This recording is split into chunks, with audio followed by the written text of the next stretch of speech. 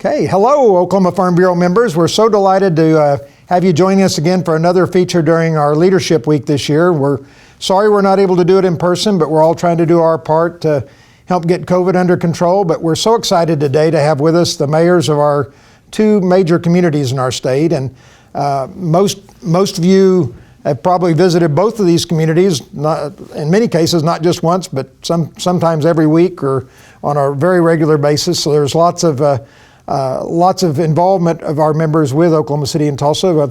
This is your chance to get to know the two mayors and for us to talk about some issues that involve each of us and involve our state. And so we're going to start off. I'd maybe ask, I've had the good fortune to know Mayor Holt a little longer and to work with him more over the years. I remember back when he was at Putnam City High School and was first getting involved in politics and before he went to the White House. So I'll use that as a teaser, Mayor Holt. I'll let you tell us a little bit about the road you've traveled. And Sure. Well, thank you, Rod, and thank you for this opportunity. It's great to be with you and your members and Mayor Bynum.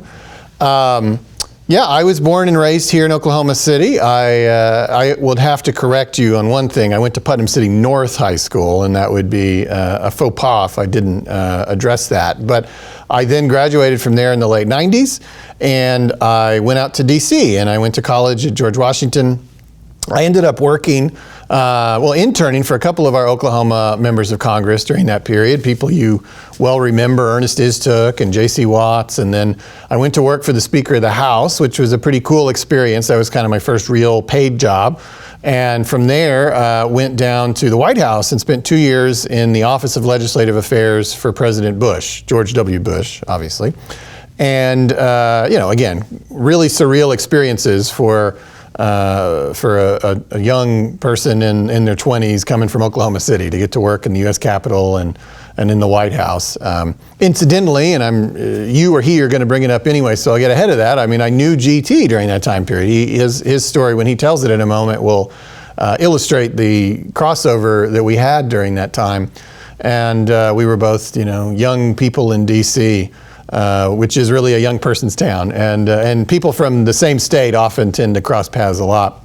So, having said that, I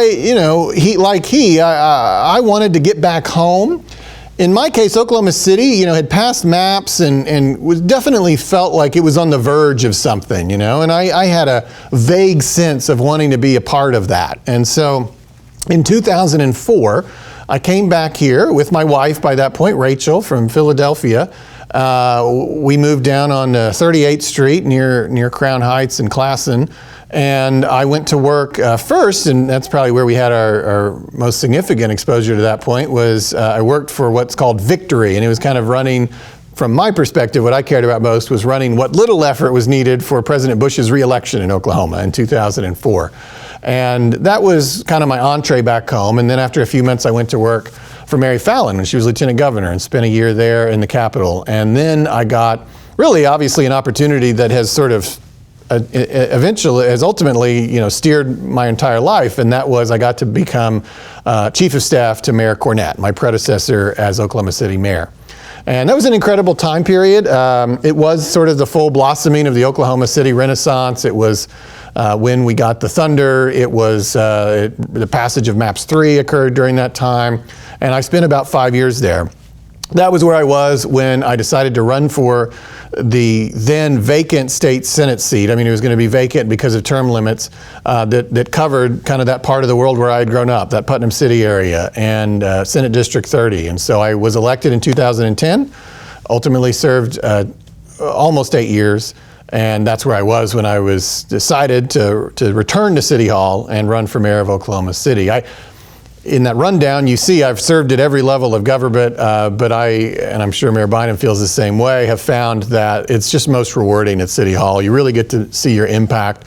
Oklahoma City's the 25th largest city in the United States. It is obviously a very dynamic city that's got an incredible track record for the last quarter century, and the opportunity to be such a major part of that is wonderful, and I love this job. I mean, obviously there's challenges, and this last year has been amazingly challenging, but it is very rewarding, and I think we're still on a roll here, so I enjoy it very much. And you're also a published author that you mentioned. Somewhere along the way, I found time to write a book, Big League City. If you're interested at all in the Thunder, it came out in 2012, and if you go to bigleaguecitybook.com, you can get a copy or the virtual version. But it's the story of the Thunder coming here, and that was a heck of a political story in addition to being a sports story. So I thought it needed to be told. And somewhere along there, I also went to law school and graduated from Oklahoma City University. So I'm also a licensed attorney. My wife, Rachel, is the executive director of the Office of Juvenile Affairs, a state agency. And we have 2 kids, George and Maggie, that are 11 and 9. And I think that about covers it. And he's kind of celebrating, as we switch to Mayor Bynum, you're also celebrating this week the opening of the big new Convention Center Hotel. The Omni just opened this week, and the Convention Center is right behind it, isn't it? So. Yeah, so I mean, not to make too much of a pitch, and Mayor Bynum is welcome to counter it with his own, but we think we are now creating the finest meeting destination, one of the finest meeting destinations in the country, between the spectacular Omni Hotel, the Convention Center that, as you said, will open shortly, the Scissortail Park across the street, the arena right there, the streetcar that links all of those amenities with the rest of downtown. It's really pretty special. It's 15 years in the making, but it's all coming together now. And yeah, the Omni is really special. We've never had a resort hotel like that in Oklahoma City. Well, and then Mayor Bynum, now as we switch to him, he can brag about being one of the greatest concert cities in the whole country with the OK Center and all. But before you make your pitch, we'll let you tell us a little bit about your background, Mayor Bynum, and how you came to this role as mayor of Tulsa. Yeah, sure. Thank you. One, I just really appreciate you all facilitating this discussion. I think it's a great opportunity. I think there are a lot of things that we can be working on together better. That's one thing that Mayor Holt and I have tried to do between cities of Oklahoma City and Tulsa, and I absolutely think that there are things that we can be doing a better job of working together with the Farm Bureau. So thanks for the time. I'm actually, my kids are the 6th generation of our family to live in Tulsa. My family came here back in the 1870s, which, if you talk to people on the East Coast, that's not too long ago, but in Tulsa terms, that's ancient. And it was my great-great-grandfather came here from Alabama and went to work at a trading post in what is now downtown Tulsa, and eventually saved up enough money to buy the trading post. And then later he thought that we ought to have a public school in Tulsa. And so he ran for mayor in 1899 and got elected and opened the school, and then refused to run for re-election 2 years later. He's a one-issue candidate, we call him. But I grew up here in Tulsa. Our family operated a small business and manufacturing company here in town. And then my dad went on to be an administrator with the Red Cross here in Tulsa. And probably one of the more important things for me in growing up is that my granddad was the mayor of Tulsa when I was born. And so when I was growing up, my whole life growing up, I was really close with he and my grandmother. Anytime that we would go out to dinner or to a movie or something, people would come up to talk to my granddad and then tell me, his little grandson, how important the mayor was and all the great things that the mayor did. And so even before I had any idea like what a mayor actually was, I knew that people really valued the job and valued somebody who approached it in a nonpartisan kind of way and just focused on service. And so, fast forward, graduated from college, and a real hero of mine growing up, because in a very similar way, I just heard great things about him growing up because he had been a small businessman, just like my dad and my granddad, was Senator Don Nichols. And I went to work. I had interned for Senator Nichols in college and then got a job working with him right out of college, opening his mail. Nothing really big. But then I worked my way up over the years in his office, and eventually he transferred me back here to Oklahoma for a while, and I was his field representative for the rural eastern half of the state. And for a guy that had grown up in Tulsa, that was a really great educational experience for me to get to learn so much about the ag economy in Oklahoma and to learn about communities that I hadn't previously spent time in. And all of a sudden, my main job was to make sure that Senator Nichols was doing everything he could for them. And based on that, he brought me back to the staff in D.C., and I was his agriculture policy legislative assistant for his final couple years there in the Senate when we were working on country of origin labeling and stuff like that, and worked really closely with the Farm Bureau during that time, and loved it. But also loved Oklahoma and missed it. And I'd met my wife, who's from Norman.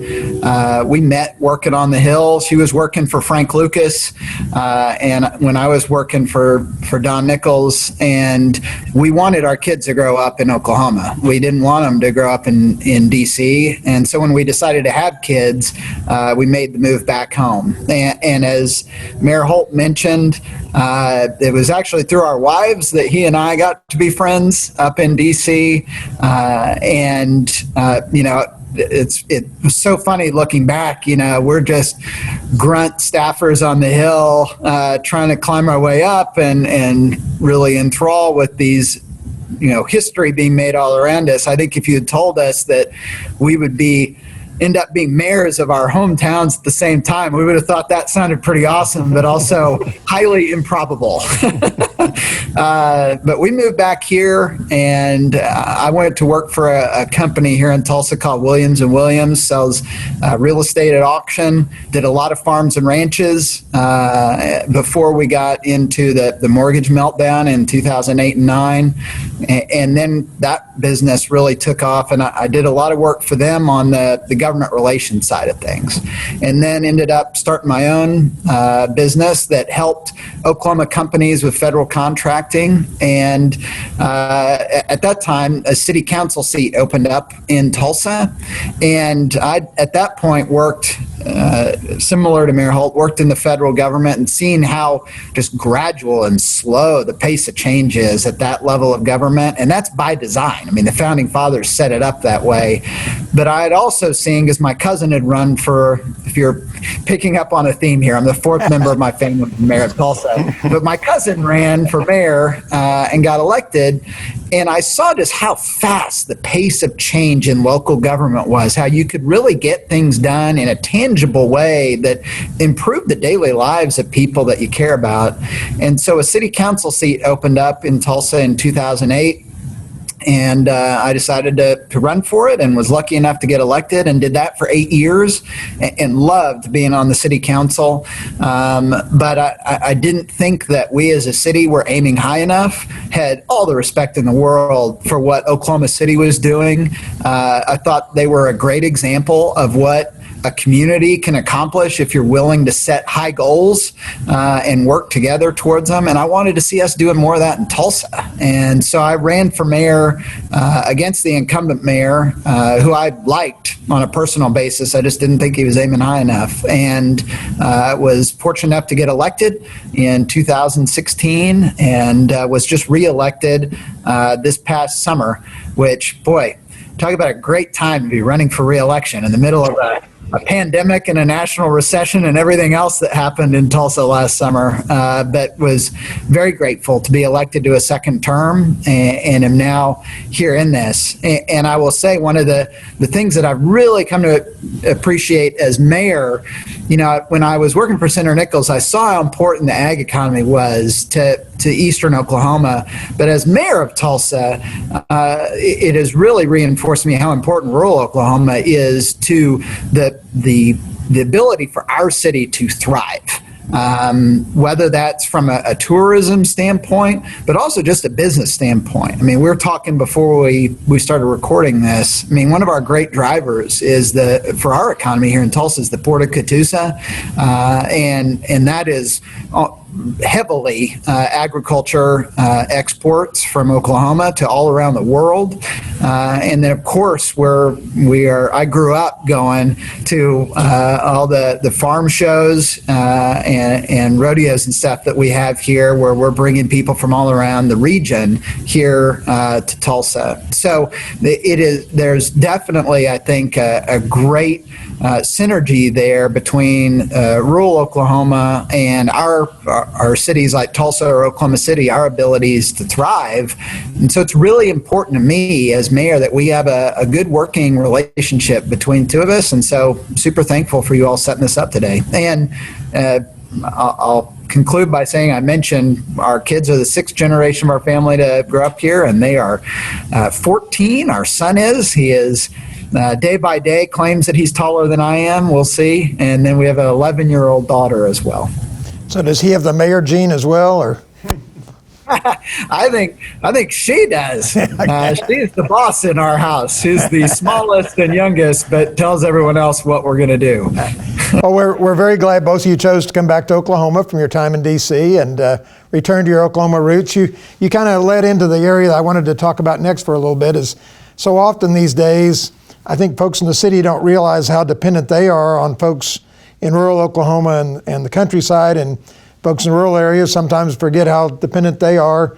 I think maybe they are more understanding of the urban than the urban folks are, because they know when they go to the city, or they know when they're shopping in the city or going for a weekend to the city or whatever, where I think urban folks take for granted sometimes the food being at the grocery store or the clothes being on the clothing racks. So tell us a little bit about the trade issues. Do you have any idea how much, we'll start with you, Mayor Bynum, on that, and then go to David. Any idea how much of your economic activity in Tulsa is from not just folks that live in Tulsa, but outside of the area coming to trade in town? Or what are some of those interrelationships besides the ones you've already mentioned?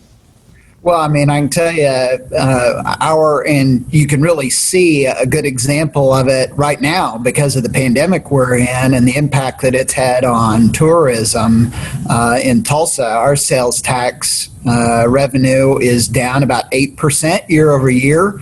And the BOK Center, which you were kind enough to mention earlier, 2 of the last 4 years, the arena of the year, and the years that we lost out was to the Staples Center in LA and Madison Square Garden in New York. So not bad company to be in. But that's been, with the exception of one very notable event and a couple small ones, pretty much shuttered for the last year. And so, events like that, the best, actually, I think it was the largest selling concert series that we've had was George Strait there, that drew people from all over the region here to Tulsa. But also, in my mind, a big driver for us is financial services and import-export. And we have the largest inland port in the whole country here in Tulsa. And as I mentioned, the bulk of what they're shipping in and out of there, of course, they do a lot of heavy manufacturing and stuff like that, but so much of it is agricultural exports that are being produced here in Oklahoma and then shipped to customers all around the world. So it is absolutely crucial. Rural Oklahoma is crucial to our ability to be what we've set as our goal since I've been mayor, which is being a globally competitive city. Mayor Holt, how do you see this relationship trade-wise between urban and rural? Yeah. So many things come to mind. I mean, first of all, obviously, we're the home of the stockyards, and we recognize that brings a lot of folks to town. We're also the home to a lot of energy companies who are not drilling in Oklahoma City, or Tulsa. They're drilling usually in rural communities around Oklahoma. We also think of the events, and Mayor Bynum alluded to this. Obviously, we're most proud to be the home of the Oklahoma Youth Expo and the state basketball tournaments. I mean, those are the most high-profile ones, but we know that people come here for meetings from around the state all the time. I mean, maybe not during the pandemic, but before the pandemic and after this is over, they will again.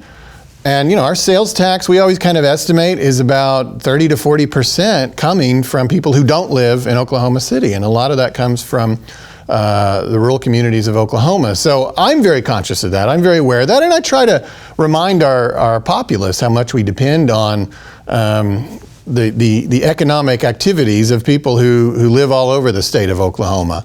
I think that's what's really important, because I want to really get into this. I think what's so important in our American life right now, people are dwelling on what our differences are, whether it's political differences, whether it's ethnic differences, geographic differences.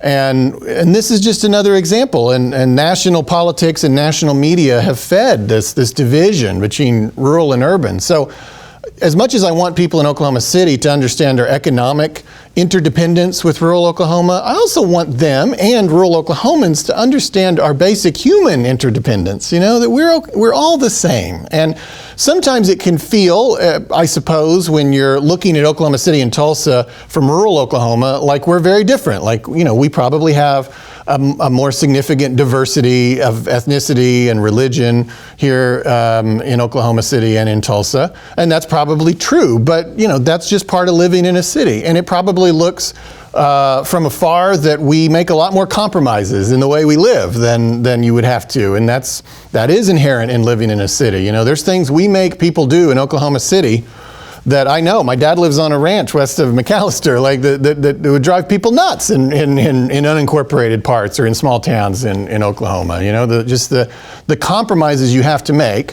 to cram 1.4 million people together and is significant, and it makes for a different lifestyle. But what I would also remind people is we're all humans, and many of us here in Oklahoma City and in Tulsa have roots in rural Oklahoma. I'm the grandson of two sets of grandparents who lived most of their lives in McAllister. My dad currently resides on a ranch west of McAllister. My father's side is a ranching family in Pittsburgh County now for 70 years.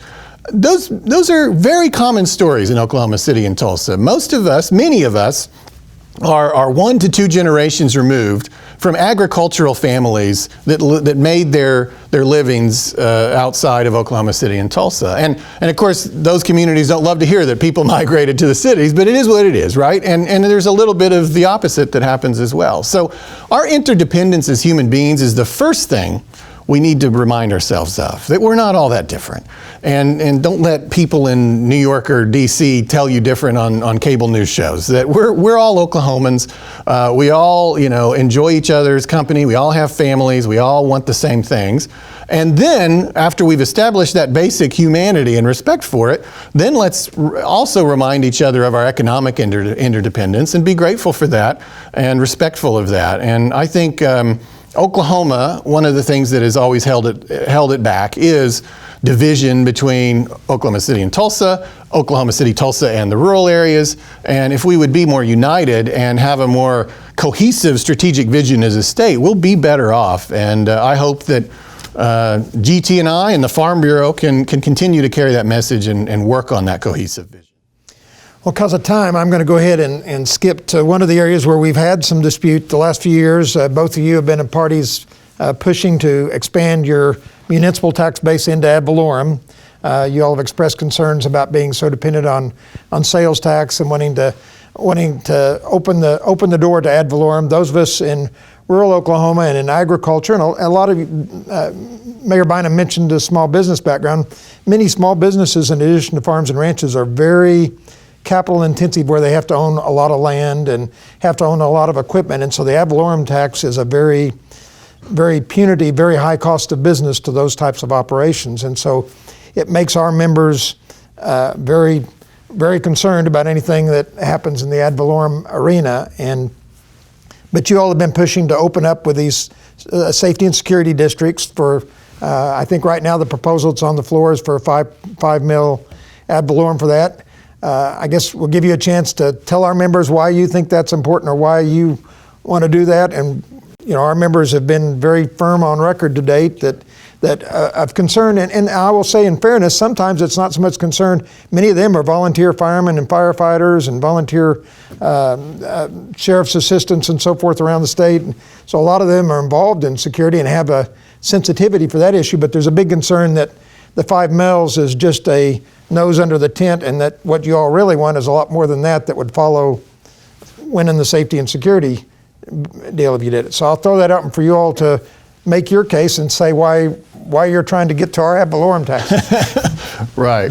Mayor Bynum, how do you want to handle it? Who's going to go first? Sure. I'd be happy to. I mean, one, something that I learned when I was working for Senator Nichols is that the most effective legislators were always not the ones that would, put a stake in the ground and refuse to listen to the other side. It was the ones that could talk with people who had a difference of opinion and find where their common ground was, and then bring something forward that represented that common ground and agree to disagree on other stuff later on. And I've always tried to do that as a public official, and I think this actually is a really good example of that. For all the reasons we've talked about and a lot of reasons we haven't even had time to, I don't want to do anything that would hurt rural Oklahoma with this piece of legislation. The challenge for us, and not just for Tulsa and Oklahoma City, this applies to any city or town in the state of Oklahoma, is that we're the only state in the country that doesn't allow municipal governments to use property tax for operations. And I always tell folks in Tulsa that there's a good side to that. I mean, it keeps our property taxes low compared to other states, which is good for all the reasons you just mentioned, for business growth, for investment, for our ag economy. But the trade-off of that is that it makes local governments almost entirely reliant on sales tax revenue. And the danger there, which we see in our city, and every city in Oklahoma sees this, every town, every municipal government sees this, is that you go through a cycle. And when you hit a downward cycle in the economy, people spend less, you generate less sales tax revenue, but what else happens when you have a downward cycle in the economy? Almost invariably, crime starts to go up. And so community after community is faced with this challenge of having to cut back on public safety funding, which, by the way, for every city in Oklahoma is going to be the majority of what you spend your operating money on. Here in Tulsa, it's over 60%. I think for any city, it's going to be at least 50%, if not more than that. Most cities I talk to, it's over 60%. And so you're faced with this challenge of being asked to cut back on public safety funding to keep your community safe right at the time when crime is going up during a downward cycle in your economy. And what we're hoping to do with this is just like you would do with investments. You diversify. You don't make yourself solely reliant on one revenue source. You try to find other things that help you diversify so that you can better ride out those downward cycles when they come, and they always do. And I don't have to tell anybody who would know that better than folks in our ag economy here in Oklahoma.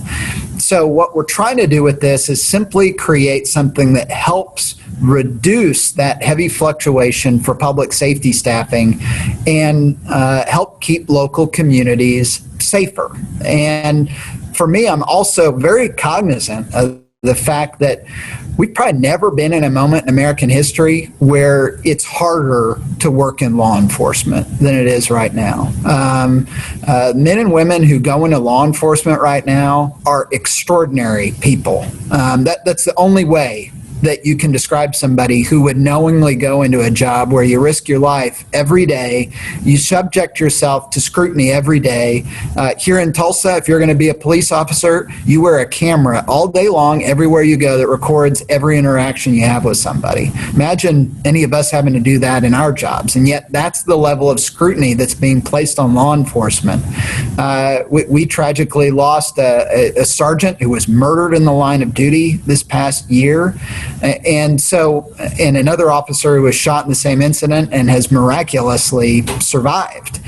But that was a keen reminder to me of how the risk that we ask people in law enforcement to take on to do their jobs. And if there is something we can be doing that makes it just a little less riskier, and allows them to know that there's greater stability for their job, and that they're not going to face getting laid off like we've had to go through in Tulsa in the last decade, and other cities have too, because of the over-reliance on sales tax, then that's something I want us to do. But wanting to do that and also not wanting to hurt the ag economy, I think the way that we navigate that gap is through what we have in this bill, which is an exemption on ag land and industrial land as well, so that it's not impacted. I totally get the point you made about kind of the nose under the tent thing. That's not the intent here. At least I can speak for myself. The intent for me is simply that we're trying to find a way to reduce the level of risk that is placed on public safety funding in communities all across our state that keep Oklahomans safe. And this is the best way to do that. So Mayor, does that mean you're ready to sign a 10-year pledge not to come back for more if we... I'd gladly do that. Yeah, I mean, that's easy.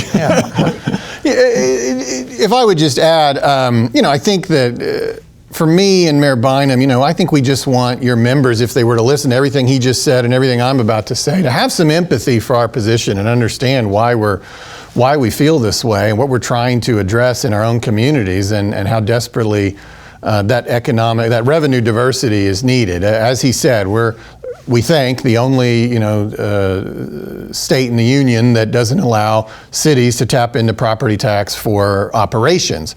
He and I both, we have bond issues at our city level that are paid off by property tax that fund infrastructure. So it's not to say we don't have any foothold on property tax. We do at the city level, and those only require a majority passage, 50+1. And we've been using those for 100 years, as far as I know. I mean, that's a fundamental aspect of our governance. But a whole lot of our budget is not street repairs; it is people.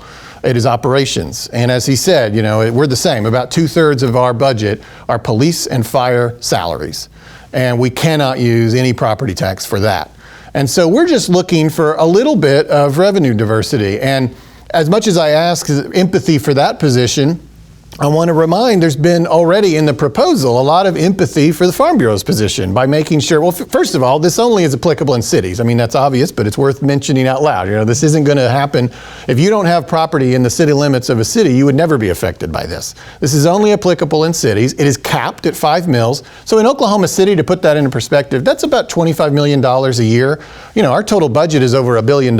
So this is not a huge, tax burden for the public in addition to what they already have. And if they think it is, they're going to get a vote. That's another aspect of this proposal. This has always been drafted as subject to a vote of all the people in the city in which it would be pursued. And then, as he said, it's always exempted ag land and industrial land within those city limits. So even if you do operate an agricultural facility within the city limits of Oklahoma City or Tulsa, your land would be exempt from the tax. Those are all the things that were put in at the very beginning of this conversation to illustrate our empathy and understanding for the Farm Bureau's position. And, the idea that, it's a slippery slope or nose under the tent, whatever metaphor you want to use, I understand that, but, those things would be subject to further legislative consideration, and you can fight those battles. If what you hear about this proposal sounds acceptable, then accept it. Right? And if you think that it's the next step you're worried about,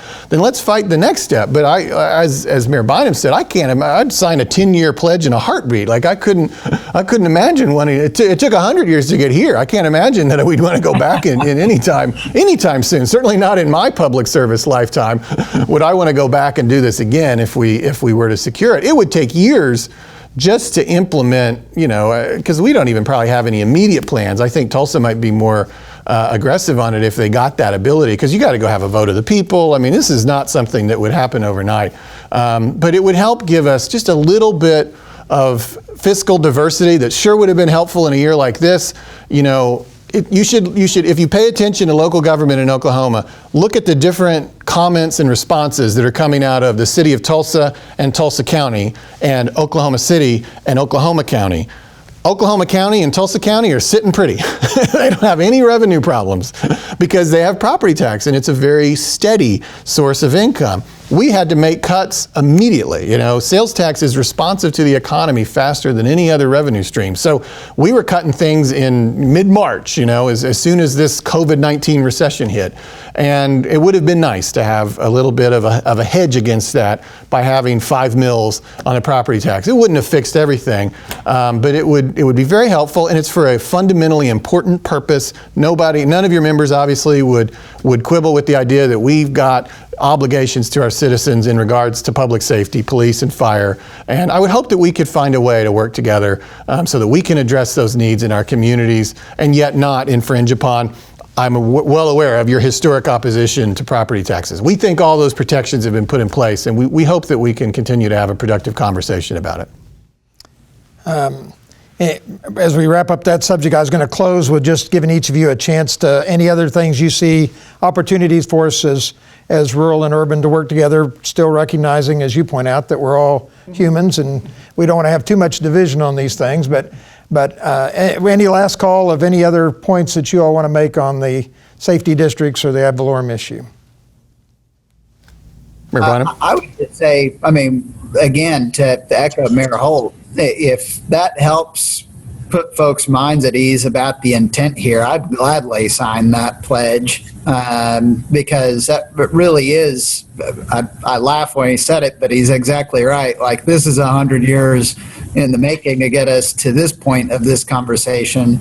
And I also think it's super important to emphasize that this isn't just something that benefits Tulsa and Oklahoma City.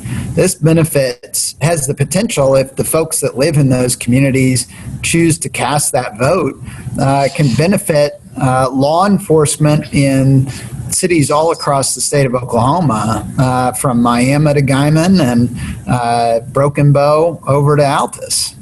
And so it has the potential to keep folks in our local communities safe while also not impacting the tax burden on the land that folks who are driving our ag economy here in our state rely upon. And so that was my main thing I wanted to get across today is I get how valuable the ag economy is to us in Tulsa. I don't want to do anything to hurt that. If anything, I want to find ways to help it.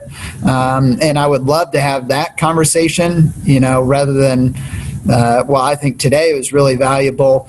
I think all too often we end up in Oklahoma talking about what the disagreements are between urban and rural Oklahomans. But to Mayor Holt's point earlier, there are a whole lot of things that we should be talking about that we can get together on and work together on, including making this the most business-friendly state that we can make it. And so I would love to work with you all moving forward on initiatives like that. And on this one, my only interest here is helping protect the jobs of cops in Tulsa who are risking their lives every day to keep my family and my friends and all these people I love who live here in Tulsa safe. In last year's negotiations, you both agreed to the exemptions for agriculture and industrial land. There's some lawyers that question whether those would stand a court test, those exemptions. Do you each feel comfortable that those exemptions would stand a court test to exclude agriculture and industrial land? I hope so. We'll defend it. I'm not a lawyer. we wouldn't. I'm a small business guy, not a lawyer, so I don't know. But I can tell you, we're not. That's the first I've heard about that. So we have not been evaluating whether or not to push that. As far as I'm concerned, a deal's a deal, and we would stand if there were a legal challenge of that. We would stand side by side with the Farm Bureau in defending it. Yeah, you can add that to your pledge. We're not going to be the ones suing anybody over that. And I don't know why that would be. That'd be a more in-depth legal conversation, but I'd like to think that's sustainable. I'll just add to Mayor Bynum and his comments and just reiterate how great it is that we're talking. You and I have a personal relationship for 2 decades that humanizes us, and we understand each other, and we recognize our motivations and our intent. And we just need to have more of that, and so this is great. I've been aware of this building my whole adult life. I've never been in this building until today, and that's that's another example of the barriers we all need to break down. And I certainly, I'm sure I speak for Mayor Bynum when I say, let's do this once a year, every couple years, and let's also meet offline and continue conversations and find those things. Let's get off Facebook, talk to each other, and find those things where we have common purpose, and let's make Oklahoma a much better state than it is today. That's what we're all in this for. And in fact, to that point, our related insurance company that's in this building, that's over 300 jobs that are here in the city that are in large part supporting activity out around the state, but that's income that flows back. So, yes, thank you for that. I bet we could find you some really great office space here in Tulsa as well. Yeah, we do. We have a nice claims office and a sales office over there. So, as we wrap up, just any other points that you all see of ways that we should and could be communicating or helping work together between the urban and rural communities to advance our state? Well, I'm just excited to have that conversation moving forward. And I think that when we can find those things that we agree upon and want to work together on, that's a powerful alliance to have. And so I'm excited about the prospect of having those discussions and identifying those goals. Likewise. Well said. Okay, well, we appreciate so much both of the mayors joining us today. A delight to get to know Mayor Bynum better and to renew my friendship and discussions with Mayor Holt. And we look forward to working with both of them together on lots of issues. And even if we have to be adversaries, hopefully it can be as friendly adversaries to find the best solutions. But we're delighted both of them joined us today. Our thanks to all of you that are tuning in to watch this as part of Farm Bureau Leadership Week, and we'll look forward and hope that we get all the COVID behind us, and so next year we can do this in person again and enjoy each other's fellowship and have these discussions, not just as presentations, but the give and take questions that we all enjoy so much at our Farm Bureau events. So thank you all for joining us. Thanks again to both of you. Thank you. Over and out. Thank you. Thank you.